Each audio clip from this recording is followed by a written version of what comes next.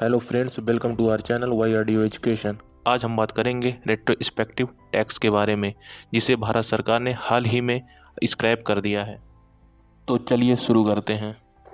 Friday 6 अगस्त 2021 को भारत सरकार ने लोकसभा में एक बिल पारित करके विवादास्पद रेट्रोस्पेक्टिव टैक्स को समाप्त कर दिया है।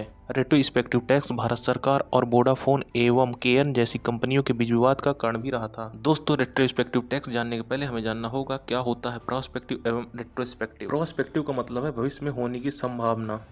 यदि हम किसी लॉ के प्रोस्पेक्टिव अमेंडमेंट के बारे में बात करें तो वह अमेंडमेंट की तारीख या उसके बाद के लिए प्रभावी होता है। अगर हम उदाहरण की बात करें तो सेक्शन 80 टीटीबी जो कि फाइनेंस मिनिस्ट्री द्वारा 2018 में पास किया गया था, वह फाइनेंशियल ईयर 19-20 से प्रभावी हुआ था।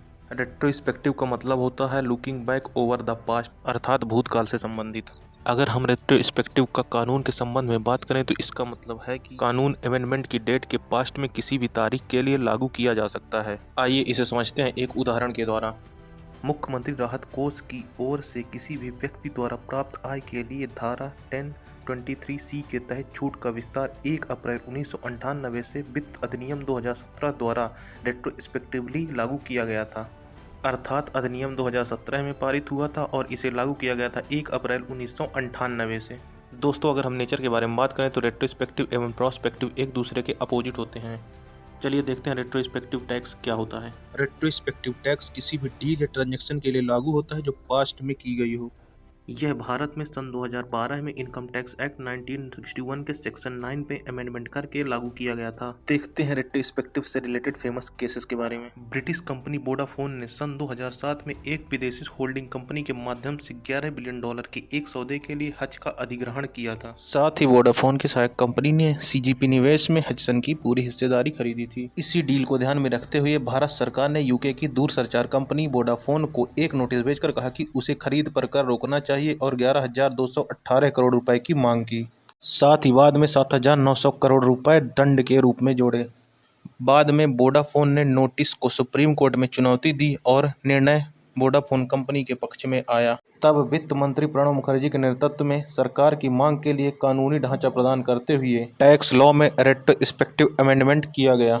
अगर हम केयर्न की बात करें, केयर्न ने टैक्स ऑफिसर्स के क्रॉस हेयर में प्रवेश किया जब उसने अपनी सहायक कंपनियों को पुनर्गठित किया। 2006-07 में केयर्न यूके ने केयर्न इंडिया होल्डिंग्स के शेयरों को केयर्न इंडिया को हस्तांतरित कर दिया। सरकार ने फैसला किया कि कंपनी ने इस प्रक्रिया से लाभ कमाया है और सरकार ने कर की मांग। मार्च 2015 तक सरकार ने टैक्स में 31,881 करोड़ रुपए की मांग की। जब केयर्न को 2014 में केयर्न इंडिया लिमिटेड में अपनी आखिरी 10% हिस्सेदारी वेदांता रिसोर्सेज को बेचनी थी, तो सरकार ने हिस्सेदारी संलग्न करने और बाद में इसे बेचने के लिए रेट्रोस्पेक्टिव टैक्स लागू किया। कंपनी ने मध्यस्थता की ओर रुख किया और अंतर्राष्ट्रीय न्यायाधिकरण ने भारत सरकार से उन शेयरों का मूल्य वापस करने के लिए कहा जिन्हें सरकार ने जब्त कर बेचा था। टैक्स रिटर्न रोक दिया गया और रेट्रोस्पेक्टिव टैक्स को लागू करने के लिए डिविडेंड को जब्त कर लिया गया।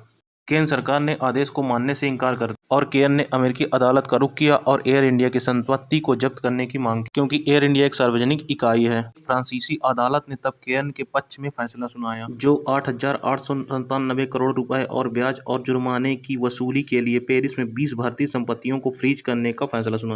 अगर हम संक्षेप में बात करें, करदाताओं को लाभ पहुंचाने वाला कोई भी रेट्रोस्पेक्टिव टैक्स एक्सेप्टेबल है। हालांकि मौजूदा कानून में लेन देन पर कोई भी अनुचित और अप्रत्याशित कर अनुचित होगा और वैधता का विश्लेषण करने की आवश्यकता होगी। नया कानून जो कि 6 अगस्त 2021 को पारित किया गया, इस कानून में सरकार द्वारा एकत्र किए गए सभी करों को वापस करने का प्रस्ताव है, जिसमें केयर्न को लगभग 7,900 करोड़ रुपए का लाभ होगा अगर यह बिना ब्याज बिना शर्त के सभी कानूनी मामलों को वापस ले लेता है। इस मामले में फाइनेंस मिनिस्टर श्रीमती सीतारमन ने कहा है कि यह रेट्रोस्पेक्टिव क्लैरिफिकेटरी अमेंडमेंट और कुछ मामलों में कॉन्सिक्वेंट डिमांड इन्वेस्टर्स के लिए समस्या का विषय बनी हुई है।